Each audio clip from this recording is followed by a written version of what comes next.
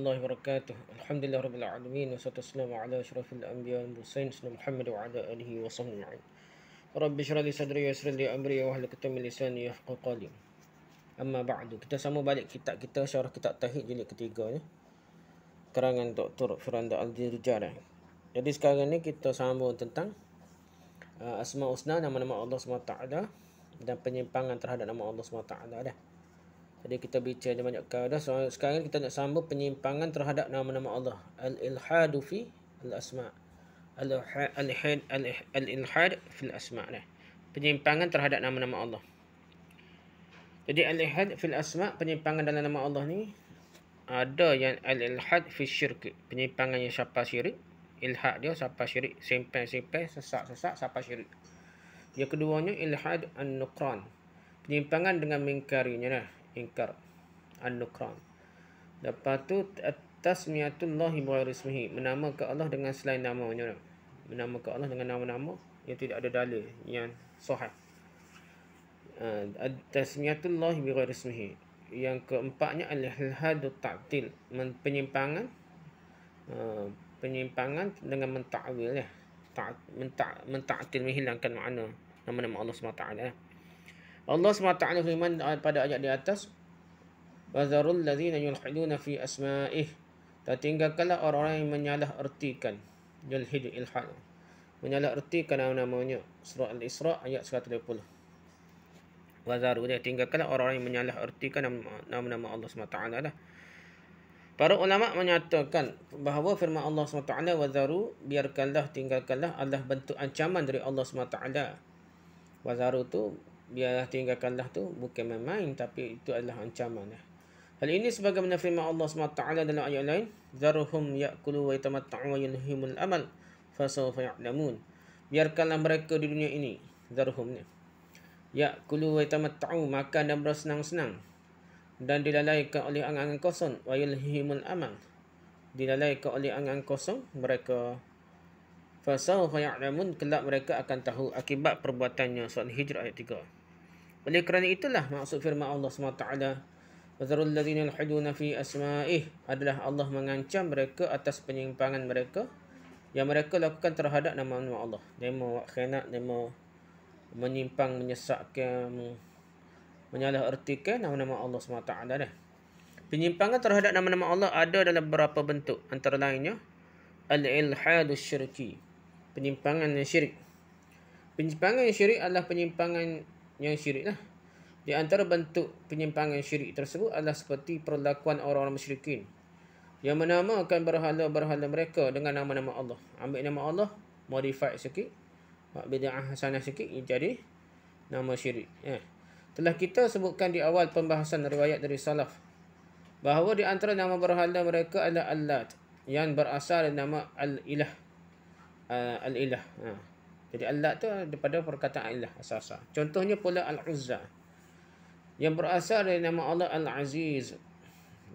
Oleh kerana mereka mengambil nama-nama Allah, kemudian dirubah-rubah menjadi nama-nama untuk berhala mereka, maka ini adalah kesyirikan. Yang kedua, al-ilhadun nuqran, penyimpangan dengan mengingkarinya.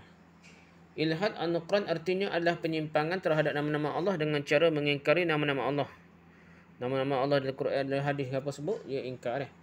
Sebagaimana firman Allah SWT dalam Al-Quran, wa idza qila lahum usjudu lirrahman qalu wa ma ar-rahmanu anasjudu lima ta'muruna wa zadahum nufura. Dan apabila dikatakan kepada mereka, sujudlah kepada yang Maha Pengasih, mereka menjawab, siapakah yang Maha Pengasih itu? Apakah kami harus sujud kepada Allah yang engkau Muhammad perintahkan pada kami bersujud kepadanya? Dan mereka makin jauh lari dari kebenaran. Surah Al-Furqan ayat 60. Jadi kalau sujud pada Tuhan saja, siapa dia Maha Pengasih Ar-Rahman pula dah. Dia sembah Tuhan kecil, meninggalkan Tuhan sebenar, Tuhan Allah SWT dah. Yang Tuhan besar, Tuhan yang sebenarnya dah. Ayat ini menunjukkan bahawa mereka mengingkari nama Allah Ar-Rahman. Pada dasarnya mereka tahu bahawa nama Allah adalah Ar-Rahman. Hanya saja mereka berkata demikian untuk mengingkari nama tersebut. Oleh kerana itu, sebabnya hak beri nama tersebut, dia beras, dia tahu dah Ar-Rahman, Tuhan ni Maha Pengasih. Cumanya dia ni tak berbuh mana, tak panggil mana Ar-Rahman pada peringkat jahiliah ni.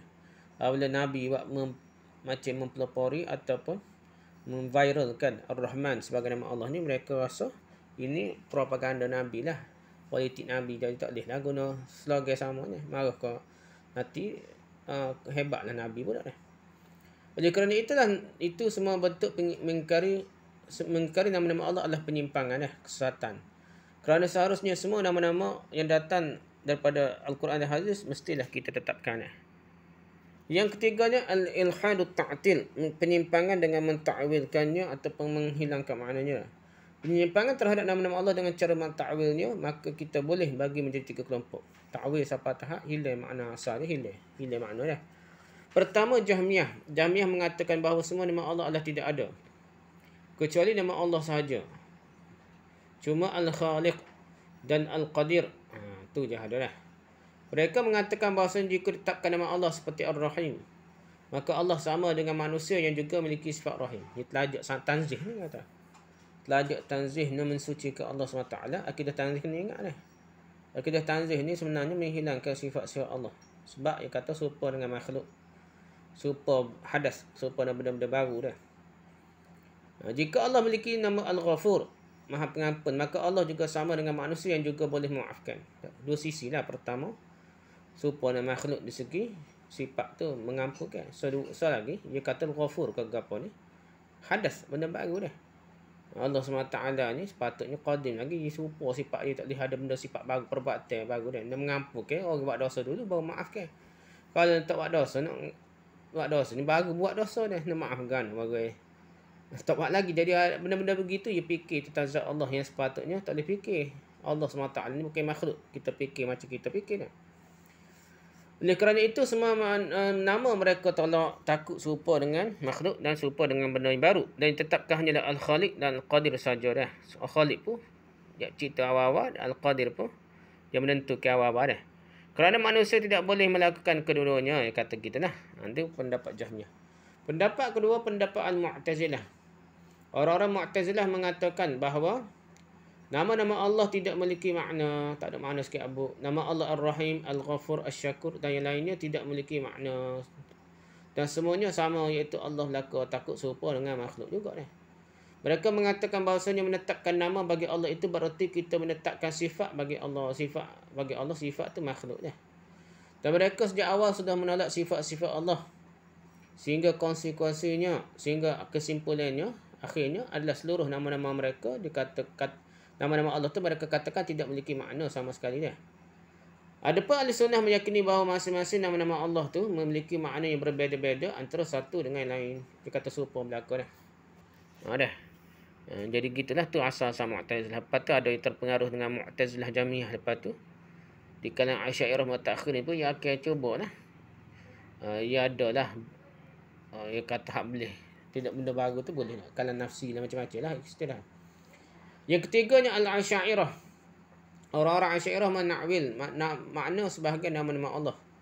Contoh pada nama Allah Ar-Rahim. Bagi ahli sunnah mudah untuk memahami nama tersebut, iaitu Allah Maha Penyayang. Adapun orang-orang Asy'ariyah yang sebenarnya mereka terpengaruh dengan Mu'tazilah dan Jahmiyah tadilah. Mereka tidak yakin, ni Asy'ariyah Mutakhir ni kira-kira. Mereka tidak meyakini bahawa Allah Maha Penyayang, akan tapi mereka mengatakan bahawasanya Ar-Rahim maksudnya Allah menghendaki kebaikan. Tak boleh. Dia takut serupa dengan makhluk ni, tanzih, akidah tanzih ni. Jadi Ar-Rahim maksudnya Allah menghendaki kebaikan dah. Tak boleh Allah Maha Penyayang. Penyayang ni mesti ada makhluk tu, dia bawa saya kau apa dah. Dia takut benda tu sifat yang baru. Jadi Allah ni sifat yang qadim. Jadi gitu masalahnya. Akhirnya Ar-Rahim ditakwilkan menjadi sifat al-iradah. Sifat berkehendak untuk melakukan kebaikan. Dah. Jadi Rahim tu jadi iradah hawa-hawa lagi dah. Dia takut benda baru lah. Contoh lain misalnya nama Allah Al-Wadud yang Maha mencintai. Jadi nak cintanya kena ada makhluk dulu dah. Mencintai dah. Jadi dia takut dah benda baru. Orang-orang Asy'ariyah ni Mutakhir ni kegapa ni mengatakan bahawa Allah tidak mencintai dan tidak pula boleh dicintai. Kerana jadi hadas, jadi benda baru dah. Intinya mereka mentakwil nama-nama Allah SWT kepada nama yang tidak ada makna lah. Ataupun hilang ta'wil lah. Ta'wil sehingga hilang makna sebenarnya. Jadi ta'til, tak ada makna yang sebenarnya. Okey, itu dia panggil yang ketiga tadi dia panggil ta'wil lah. Ta'wil sehingga menjadi ta'til.